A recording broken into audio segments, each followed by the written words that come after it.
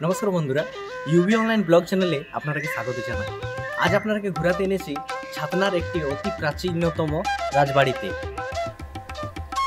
এই রাজবাড়িটি রয়েছে বাঁকুড়া জেলার ছাতনা গ্রামে। এই ছাতনা গ্রাম বিখ্যাত গুরুচণ্ডী দাসের জন্য। গুরুচণ্ডী দাস ছিলেন শ্রীকৃষ্ণ কাব্যের রচয়িতা। তিনিও ছিলেন এই বাসুলি মায়ের সাধক। এই ছাতনা গ্রামের আদি নাম হচ্ছে ছত্রিনানগর। 1353 খ্রিস্টাব্দীতে ক্ষত্রিয় বংশের রাজা উত্তম হামের এই রাজগড় বা রাজবাড়ির প্রতিষ্ঠা করেন। এই রাজবাড়িতে বা রাজগড়েতে রয়েছে মা বাসুলি মাতার মন্দির।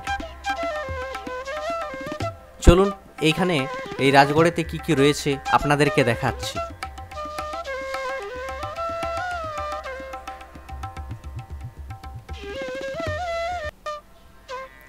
এটা হচ্ছে রাজা উত্তম হামেরের সমাধিস্থল।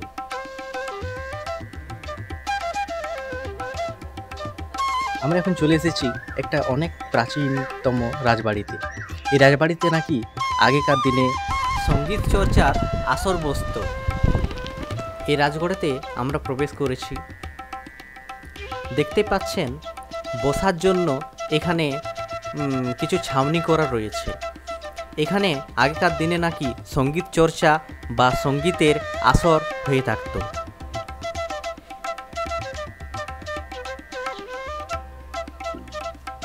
এটা হচ্ছে সেই বাসুলি মন্দির। কথাতেই রয়েছে মল্লে মৃন্ময়ী আর সমন্ত ভূমে বাসুলি। সামন্ত ভূমের অধিষ্ঠিত দেবী হচ্ছে মা বাসুলি, তারই মন্দির এই বাসুলি। এই বাসুলি মন্দিরকে উদ্দেশ্য করে আরও কথিত রয়েছে যে ছাতনার জঙ্গলগড়ের একজন লোক স্বপ্ন আদেশ পায় মা বাসুলি। মা বাসুলি নাকি মাছ ভাত খেতে চেয়েছেন, তাই সেই লোক মাকে মাছ ভাত নিবেদন করেন। এখনও সেই পূজার জন্য মা বাসুলি পূজার সময় মাকে মাছ ভাত নিবেদন করা হয়। এই রাজগড়ের পাশে রয়েছে রাজবাড়ি, সেখানেও দুর্গাপূজা হয়। সেই দুর্গাপূজা মা বাসুলি রূপেই নেন।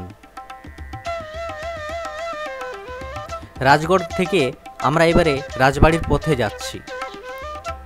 এখানে আরও অনেক ভগ্নদশায় অনেক মন্দির রয়েছে, সেগুলি আপনাদেরকে ফেরার পথে দেখাচ্ছি। সঙ্গে থাকুন।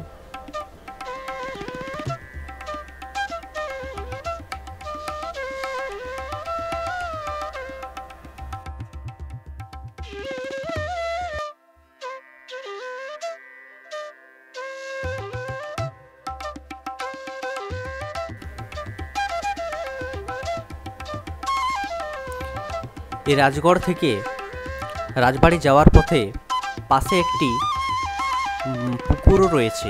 সেই পুকুর থেকেই নাকি পুজোর জন্য বাড়ি নিয়ে যাওয়া হয় এখনও। চলুন, যেখানে এই বাসুলি মা রূপে মা দুর্গা পূজা নেন সেইখানে মন্দিরটি দেখাচ্ছি।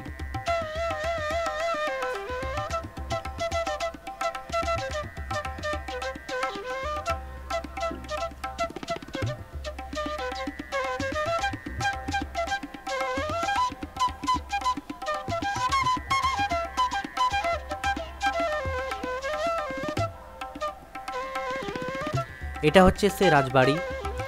রাজতন্ত্র নেই, তাই রাজত্ব শেষ হয়েছে। রাজার যে বংশধররা রয়েছেন তারা এখানেই বসবাস করেন।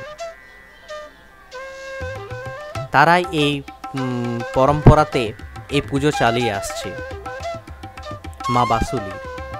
চলুন আপনাদেরকে দেখাচ্ছি সেই বাসুলি মায়ের মন্দির। আর এখানেও আরেকটি কথিত রয়েছে এই বাসুলি মায়ের কাছে একটি রহস্যময় পুঁটলির কথা।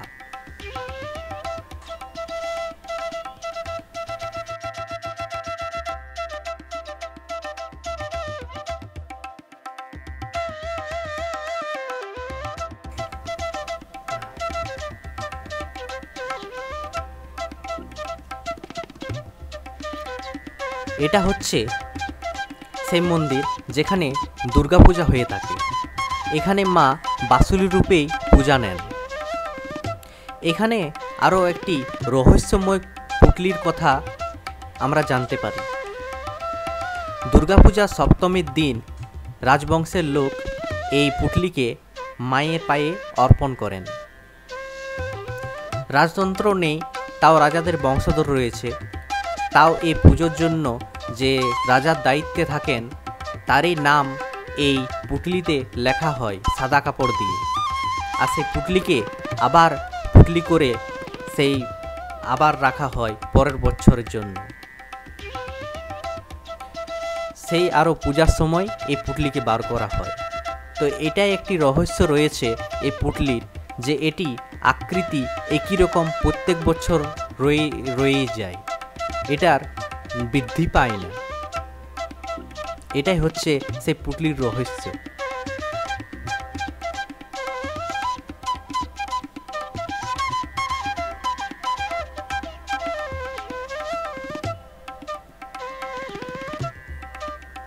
এবার আপনাদেরকে দেখাচ্ছি অনেক মন্দির এখানে আগেকার দিনে ছিল, সেই এখন সব কিছু ভগ্নদশাতে রয়েছে। চলুন আপনাদেরকে দেখাচ্ছি সেই ভগ্নদশার যতটা দেখাতে পারি আপনাদেরকে, সঙ্গে থাকুন।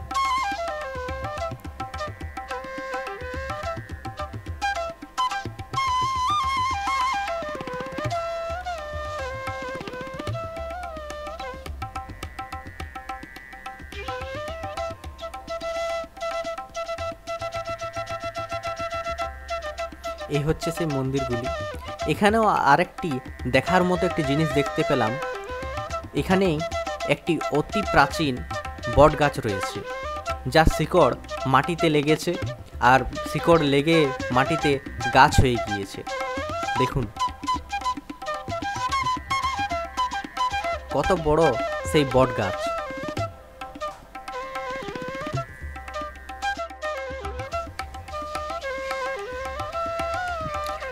ফিরে এলাম সেই রাজগড়ে। এখানে কুয়াও রয়েছে মন্দির প্রাঙ্গণে বা রাজগড়েতে। আরও নতুন নতুন জায়গা ঘোরার জন্য অবশ্যই আমাদের এই ইউবি অনলাইন ব্লগ চ্যানেলটিকে সাবস্ক্রাইব করে দিবেন। আর ভিডিওটি কেমন লাগলো অবশ্যই কমেন্ট করে জানাবেন। আর অন্যদেরকে দেখাতে অবশ্যই এটি শেয়ার করবেন। ধন্যবাদ।